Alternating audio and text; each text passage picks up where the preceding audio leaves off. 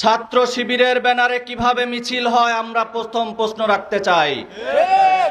সেই মিছিলে যদি ছাত্র শিবির প্রথম অন্যায় করে থাকে তাহলে গোটা চট্টগ্রামের সমস্ত ছাত্র দলের ক্যাডাররা সন্ত্রাসরা ছাত্র দলের ব্যানারে সিটি কলেজের ছাত্র দলের ব্যানারে কিভাবে সেই ছাত্র শিবিরের মিছিলের উপরে হামলা করে, এটা আমাদের দ্বিতীয় প্রশ্ন।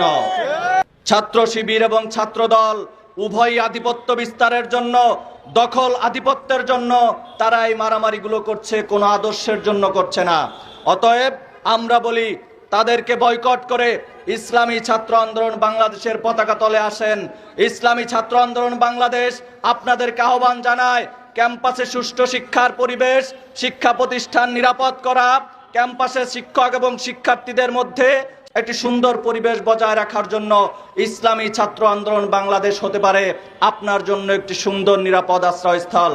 যেই সময়টাতে সংসদে 50-50 ভাগ বাটোয়ারা চলছে বিরোধী দলের সাথে, সেই সময়ে প্রধান সংসদীয় দলের সোনার ছেলেরা গোটা বাংলাদেশের ক্যাম্পাসগুলোকে অস্থির করার জন্য সন্ত্রাসী কার্যক্রম শুরু করেছে, কিন্তু সংসদে তারা এটা নিয়ে কোনো কথা বলছে না।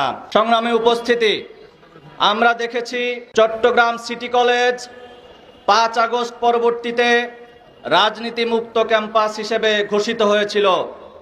সেই রাজনীতি মুক্ত ক্যাম্পাসে ছাত্র শিবিরের ব্যানারে কিভাবে মিছিল হয় আমরা প্রথম প্রশ্ন রাখতে চাই। সেই মিছিলে যদি ছাত্র শিবির প্রথম অন্যায় করে থাকে তাহলে গোটা চট্টগ্রামের সমস্ত ছাত্র দলের ক্যাডাররা সন্ত্রাসরা ছাত্র দলের ব্যানারে সিটি কলেজের ছাত্র দলের ব্যানারে কিভাবে সেই ছাত্র শিবিরের মিছিলের উপরে হামলা করে, এটা আমাদের দ্বিতীয় প্রশ্ন। অতএব আমরা মনে করি এই ঘটনায় উভয় ছাত্র সংগঠনের সমান দায় রয়েছে। রাজনীতি মুক্ত ক্যাম্পাস ঘোষণার জন্য আপনারাই সবচেয়ে বেশি ভূমিকা রেখেছিলেন। আমরা তো মনে করছি রাজনীতি মুক্ত ক্যাম্পাস ঘোষণা করে ভিতরে ভিতরে আপনাদের একক কার্যক্রম প্রতিষ্ঠা করার জন্য আপনারা পায়তারা শুরু করেছেন। আমরা পরবর্তীতে দেখলাম পাবনায় আবারও ছাত্রদল এবং ছাত্র শিবির শিক্ষার্থীদের নাম দিয়ে, সংগঠনের নাম দিয়ে তারা হামলা এবং সংঘর্ষে জড়িয়েছে। আমরা স্পষ্ট করে বলতে চাই, নারায়ে তাকবীর স্লোগান বাঙালির মুসলমানের অন্তরের স্লোগান, হৃদয়ের স্লোগান।